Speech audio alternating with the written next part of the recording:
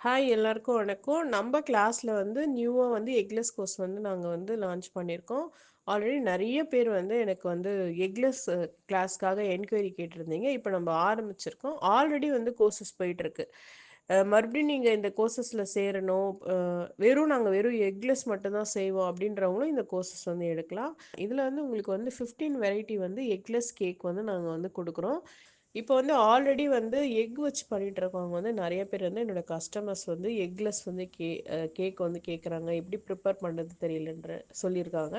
So அவங்களுக்காக அவங்களாம் வந்து இந்த கோர்சஸ் எடுத்து படிச்சிங்கன்னா உங்களுக்கு இன்னுமே நல்லாயிருக்கும்.